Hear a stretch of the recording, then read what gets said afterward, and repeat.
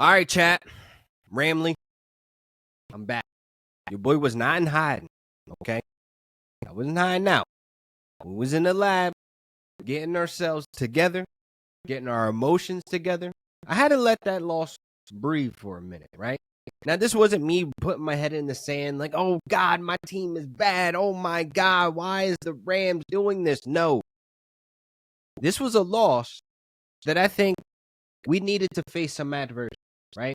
Because we was popping off at the mouth. These last couple weeks, MVP. These last couple weeks, Emmanuel Forbes. These last couple weeks, the Stafford and Devontae Adams connection. These last couple weeks with this run game starting to produce as a 1-2 punch. These last couple weeks. That's just what it's been, right? I think this loss is needed. And we're going to get into that. Sammy, hit the intro. Turn up your volume. Because you're about to listen to The Sick Podcast. Rams Recap with Laquan Jones.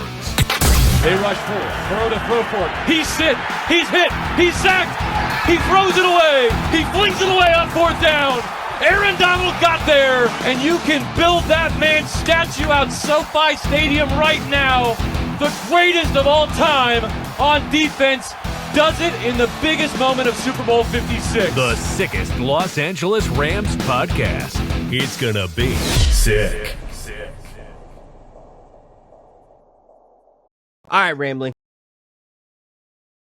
We lost to the Panthers, the 6-6 Panthers. This is a 500 team that we lost to, but the energy should not be completely heading south. Now, your boys tapped in, right? I let this loss breathe because I wanted to see the fan base react. I wanted to see what the streets were talking when it came to Rams football. Now, a lot of folks, I would say, because I'm everywhere. I'm on Facebook, Instagram, Twitter, of course, Blue Sky. I'm tapped in. I'm trying to see what folks are talking about. And I came away with a lot of feelings that aligned with some folks, right? And I want to start here. McVay gets horny for the kill. Pause on it. All right? I say that because it's like, bro, it's raining. We're up at half. You know rain is coming. They are built and conditioned for this type of weather. Not saying we not. We are a Super Bowl winning team. But once again, the weather played against us and we did the opposite of what we should have did. We are up. We are up at halftime. Coming out, starts raining. Panthers, they start pounding. My frustrations is when I look at that second half of football, I look at Blake Corum. I look at the amount of touches he has in the second half. Bro had 2 carries.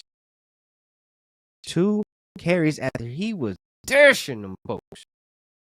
All game. McVay, my boy, my guy, brother, right to the cookout. But you can't come to the cookout when you are horny for the kill and you're coming in with an L. Because 57% of the pass plays in the second half were not needed that high. Why are we not running the ball? We are winning on the ground. Kyron's banged up. It's cool. Let him take a breather. Blake is cooking right now. Don't put a wet towel on him.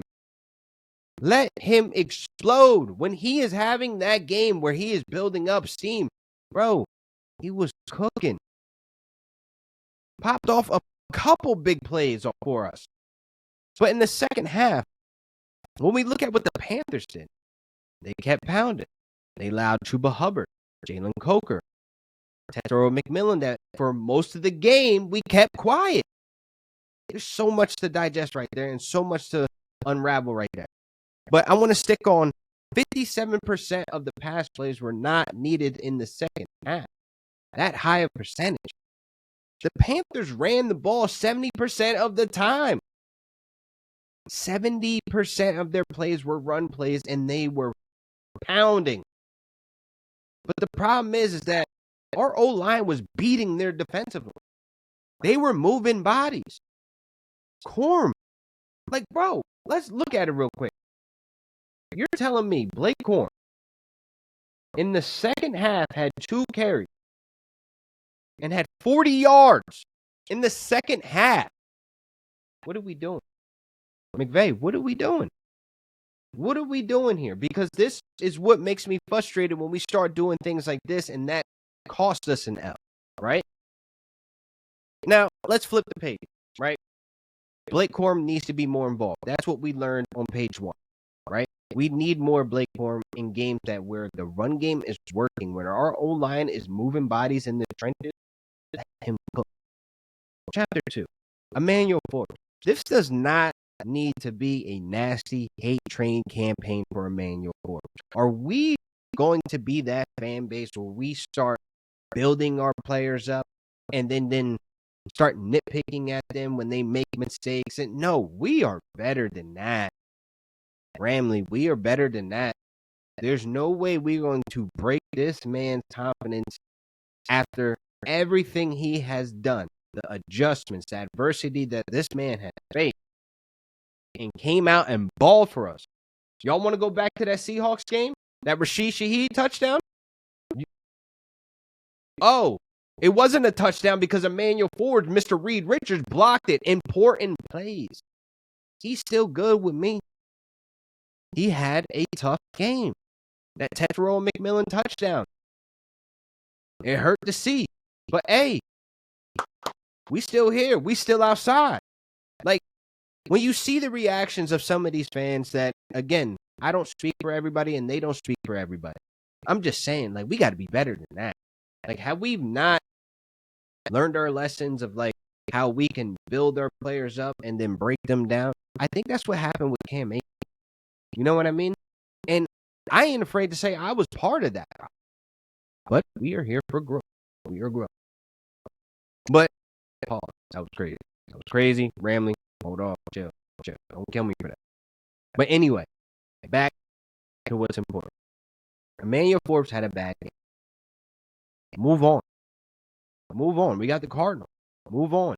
There's going to be more plays, more confidence building plays for him to gain momentum, to keep carrying each week. We don't need to look at this game and be like, the Rams are bad. No. We're not crashing. We're not burning, right? We are still that Super Bowl winning team.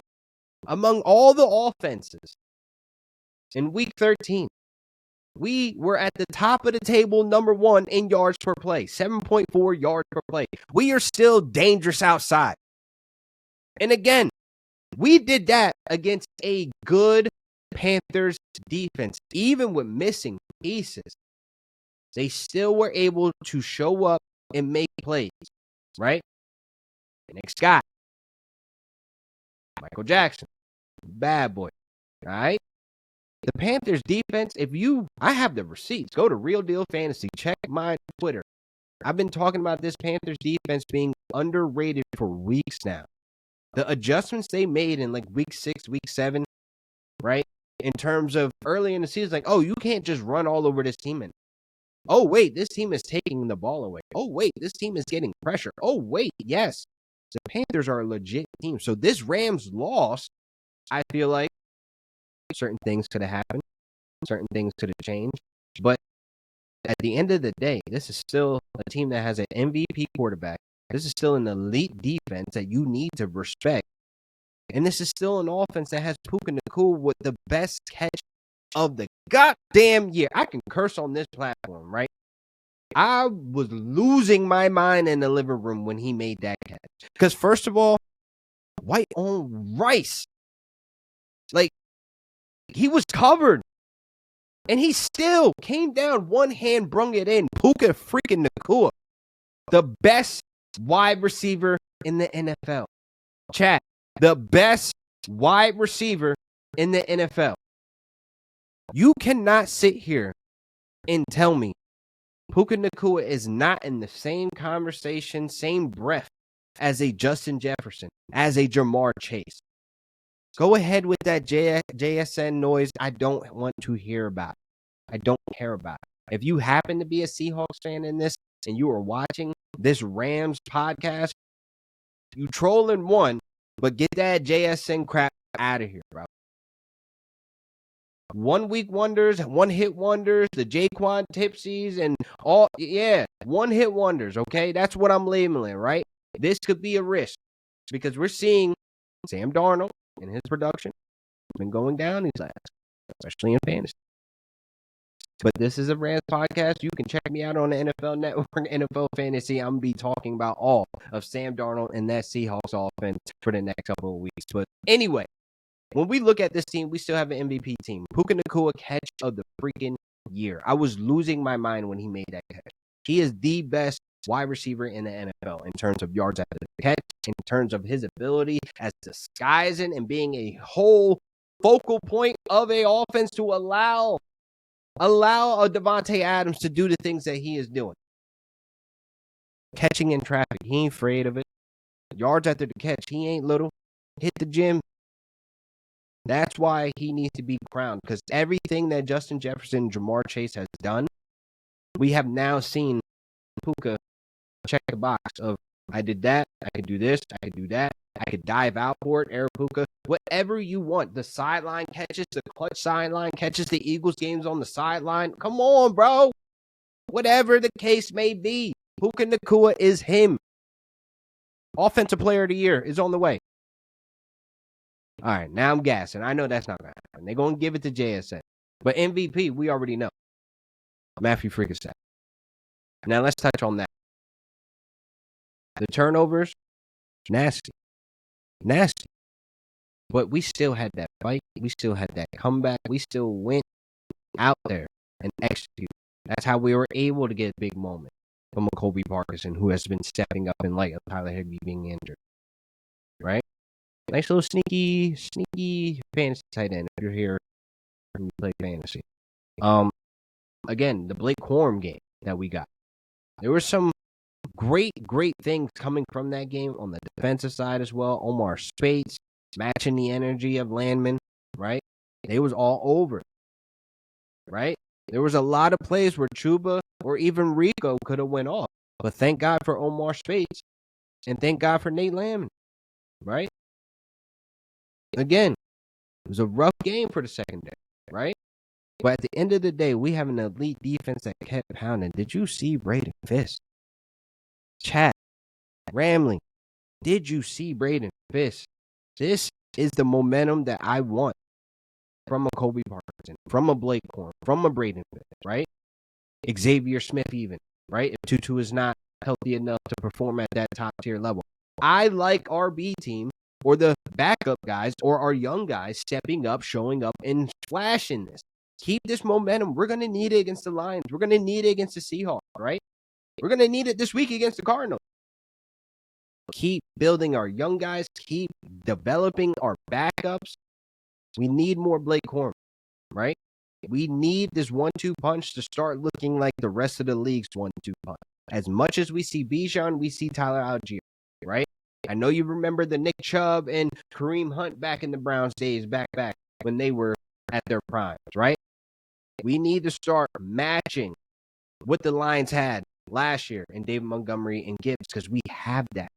Corum may not be great in the passing game. Leave that to Kyron, right? Now we're building Corum's confidence in short yardage situations in the goal line area where he can punch it in. He was struggling. Chat. Kyron had a chokehold on that goal line red zone area because how well he is bouncing off tackles, finding the holes, and getting 6 in, right?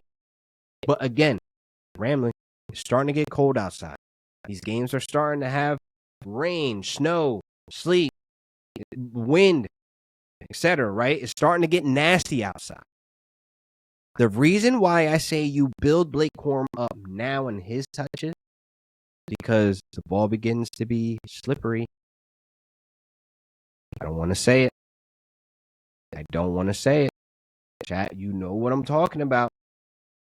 The less opportunities that we face that darkness, when we can control it now, because I'd rather have a Blake Corum function at a high level in this offense with more than 40% of the snaps. Yes, we need to crack that. We need a even split between these two backs. Keep them hungry. I said this on the last episode. You could see it in each and every single rep when they're rotating on and off. One comes on the field hungrier every single rep, trying to prove the other. I don't know. It don't matter. But we need that aggression. We need that energy in that backfield. We need a competition, a friendly competition, a brotherhood. You feel me? Big brother, little brother type stuff. Right? Just close in age. Like, that's what we need from this backfield to be a 1-2 punch that this league got to deal with.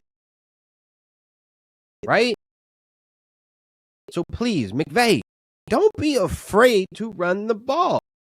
Don't be afraid. It's okay. We have the tools. We have the technology, right? We have what's required to have this run game be dangerous. Unleash it against the Cardinals, right? You know how I feel about the Cardinals. Every time we play the Cardinals, right? This goes way back even to Jeff Fisher. Like Larry Fitz at his peak, you know? Don't matter, right? They've always been like the little brothers or the little cousins, you know, of the division, right? Where we playing the game, right? We playing the game together, but their remote is unplugged, but they think they play. That's just who the Cardinals been to me. I ain't talking trash, but I'm just saying, like, you know what it is. But I'll say this. Start unleashing this backfield. Stafford, you still MVP. Y'all know how I'm coming, how I'm booming about Stafford. It is MVP season. The campaign has been locked up. There is no other quarterback that can even be in conversation. Just stop. It's not Drake May. Stop. Josh Allen. No. Lamar. Stop. Matthew Stafford. It's been locked. Okay? It looks silly, right? We'll see them Lions soon. We'll see them Seabirds soon. Yeah, sea chickens, whatever y'all. Seahawks fans is crazy, bro. I was throwing mad love they way. I was on their TikToks. I was even they freaking Facebook forums and groups and stuff like, yo, good game, blah, blah, blah. Yo, they coming crazy right now. This chat, Ramley, y'all know. You show love and then they crazy. But anyway, make sure you guys are liking and subscribing to the YouTube channel, please. I appreciate you guys tapping in with me here at the Rams Recap, the Sick Podcast. Please make sure you guys follow me at Twitter, Instagram, MySpace, Tumblr. It don't matter. If it's social media, I'm there. Blue Sky, at Real Deal Fantasy, or Laquan Jones. You can find me out on all social media platforms. Make sure you guys check me out next week for another great episode of the Rams Recap. Peace. And that's a wrap. Hope you don't miss us too much until next time. Follow the Sick Podcast Rams Recap with Laquan Jones on YouTube, Instagram, Facebook, Google Play, and Apple Podcasts.